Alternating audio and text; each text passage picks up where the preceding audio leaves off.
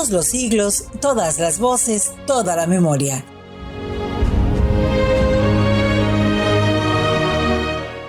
México se hace y se rehace sobre las mareas del tiempo. Es un país inagotable, inabarcable, un auténtico volcán de vida, desengaño y esperanza.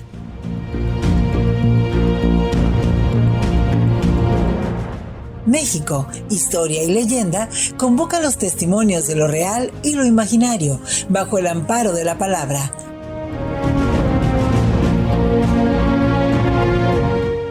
Acércate, siéntate entre nosotros y presta atención. Aquí vamos a contártelo todo.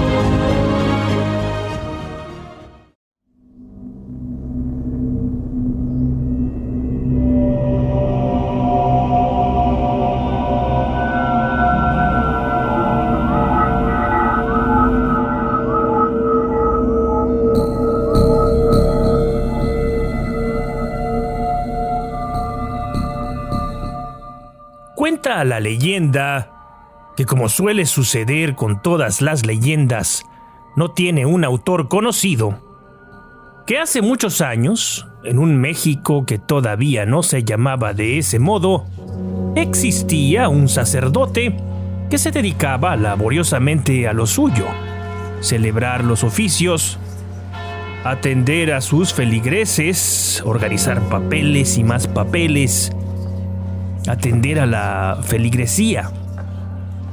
Era un cura normal que pasaba por la vida sin pena ni gloria, sumido más bien en la grisura, como muchos más de los de su gremio. El año era el de 1670 del Señor. Entonces sucedió lo que tenía que suceder.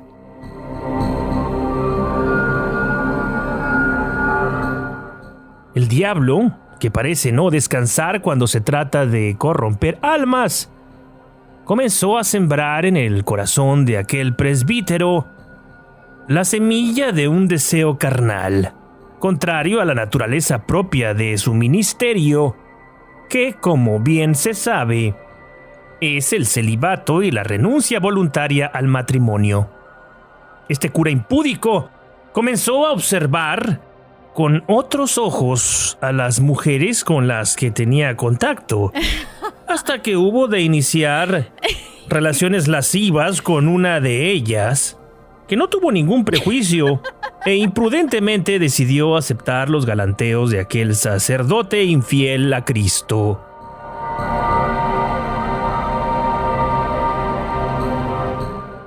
Pasó lo que tenía que pasar, y el sacerdote, que casi, olvido mencionar, se aproximaba a cumplir la edad de 50 años, desatendía sus oficios, ebrio por la lujuria que le hacía sentir aquella mujer.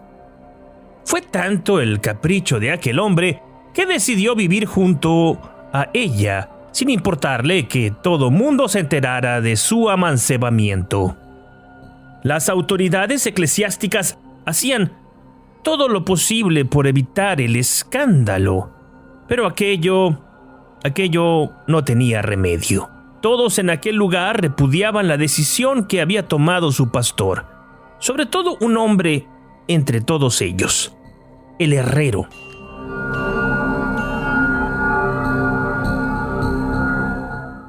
Resulta que aquel ser corpulento de bíceps volcánicos y un pecho tan compacto y amplio como un muro era al mismo tiempo un ser piadoso y muy celoso de su fe. Además, por si esto fuera poco, era compadre del señor cura, por lo que sus pecados públicos le resultaban tan repulsivos como dolorosos. En el fondo, se sentía apesadumbrado, decepcionado porque su compadre, lejos de arrepentirse y enmendar el camino, parecía regodearse en la concupiscencia. Le había retirado la palabra, pero todas las noches oraba devotamente por su conversión.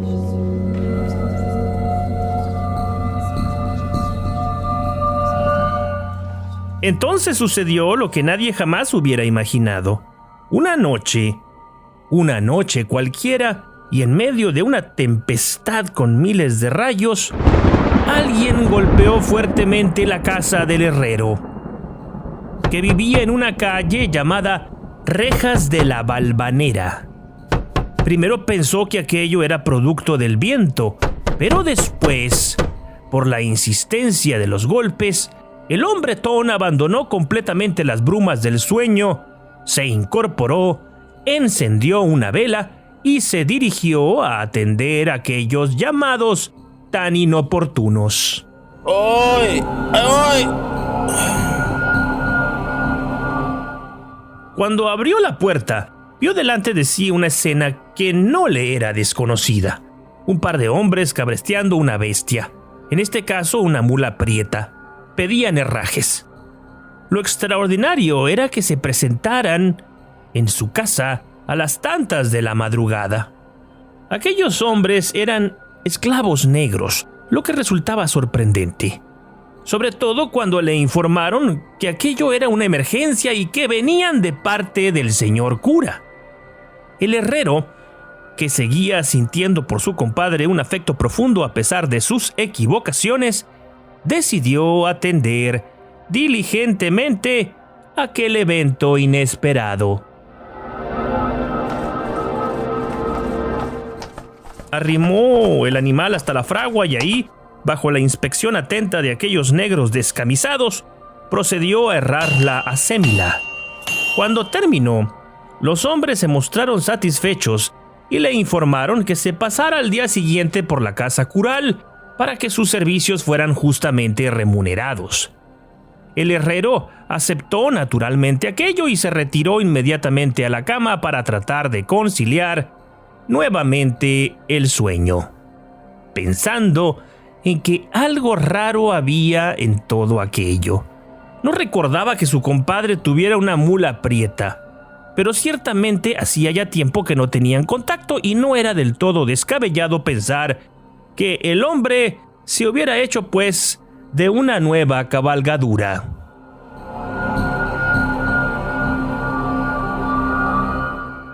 A la mañana siguiente, alrededor del mediodía, decidió ir a la casa del sacerdote. La verdad era que el pago de sus honorarios le importaba menos que satisfacer su curiosidad. ¿De dónde había salido aquel animal y por qué debía ser herrado con tanta premura?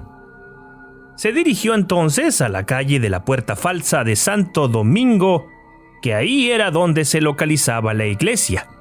Al llegar encontró la puerta entornada y, movido por la familiaridad, decidió entrar. Escuchó al cura canturreando y decidió llamarlo por su nombre. Al instante, el sacerdote se dirigió a la puerta de entrada y al verlo se sintió sorprendido, pues, como he contado ya aquí, hacía mucho tiempo que aquellos dos, y por las razones ya establecidas, habían roto la amistad. ¿Qué pasó?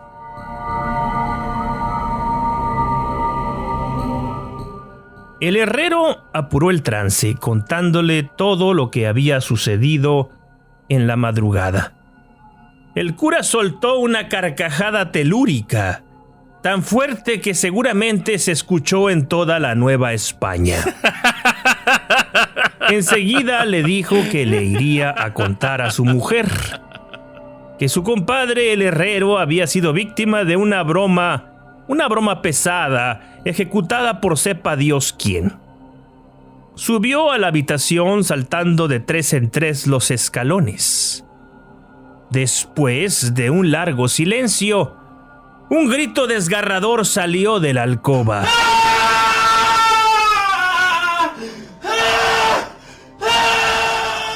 Era la voz de su compadre. Sin saber qué es lo que había ocurrido, el herrero subió también a la segunda planta para averiguarlo. Cuando atravesó el umbral, aquella imagen le provocó un fuerte mareo, como si se fuera a desmayar. Ahí estaba la mujer, que se llamaba Juana, desnuda, entre los brazos del sacerdote. Juana, Mana. Mana.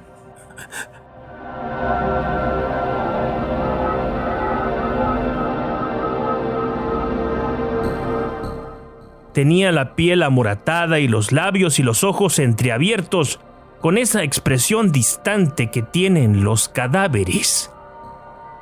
Las sábanas de aquel lecho estaban, además, manchadas de sangre. 3 clérigos de órdenes menores, que solían ser colaboradores en aquella iglesia, llegaron también al momento a la escena, y ellos atestiguaron ante notario público estos espeluznantes acontecimientos. La mujer tenía clavada en manos y pies 4 herraduras, las mismas que el herrero había claveteado en los cascos de la mula prieta.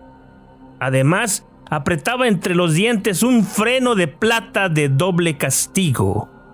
En las espaldas tenía las marcas de alguien que había sido fustigado duramente.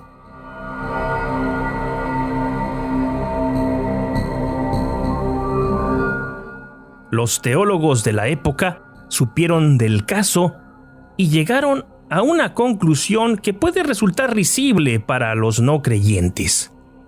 La divina providencia había convertido a Juana en mula como justo castigo por aceptar la convivencia carnal con un hombre consagrado.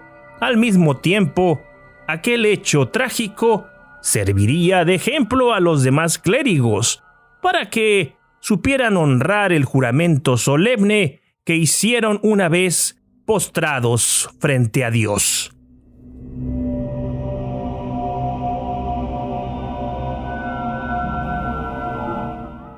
El testimonio más antiguo que conocemos sobre estos sucesos es el de Francisco Sedano, quien escribiera un libro donde narraba todos estos hechos un siglo después de que estos eventos supuestamente ocurrieran.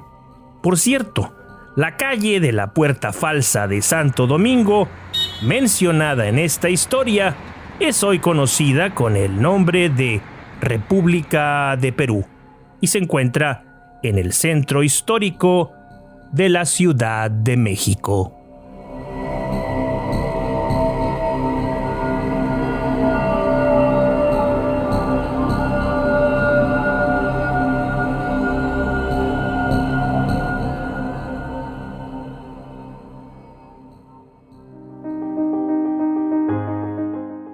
Esto fue México, Historia y Leyenda. Escrito, narrado y editado por Alex Ramírez Arballo. Locución de Alicia Terán Orduño.